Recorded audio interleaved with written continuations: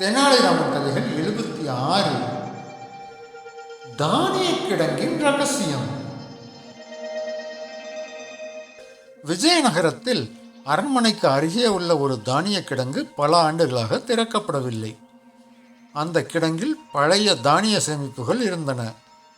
ஒரு நாள் காலை கிடங்கு அதிகாரி செல்வம் அதற்கான சாவியை தேடினான். சாவி இருந்த பெட்டியை திறந்தபோது அதன் உள்ளே 3 சாவிகள் இருந்தன. ஆனால் அவற்றில் எது கிடங்குக்கானது என்பது யாருக்கும் தெரியவில்லை. செல்வம் இதை அரசர் கிருஷ்ணதேவராயரிடம் தெரிவித்தான்.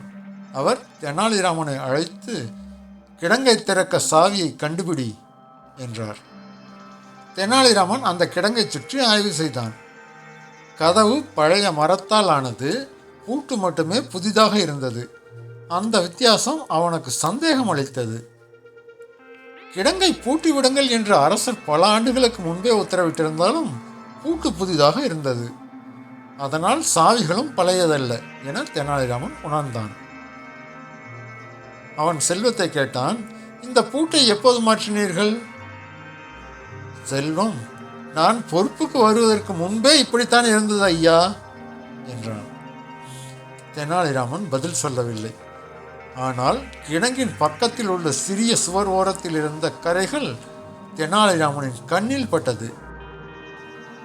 தெனாலிராமன் அந்த கரையை கவனமாக பார்த்தான். அங்கிருந்து ஒரு பாதை பின்புறத்துக்கு நேரே சென்றது. கிடங்கின் பின்புற சுவர் அருகே ஒரு சிறிய தடுப்பு இருந்தது.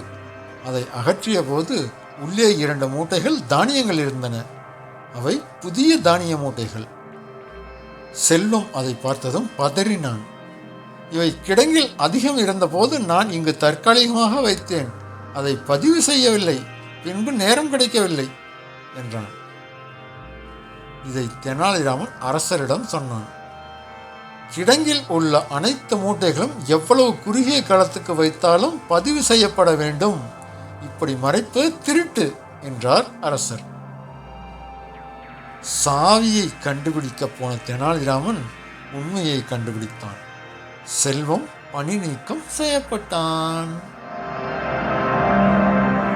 நீதி. பூட்டை தேடினால் சாவி கிடைக்கும், பொறுப்பை தேடினால் உண்மை கிடைக்கும்.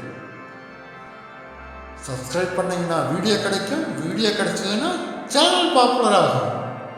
எனவே சப்ஸ்கிரைப் பண்ணுங்க, லைக் பண்ணுங்க, கமெண்ட் பண்ணுங்க. Thank you.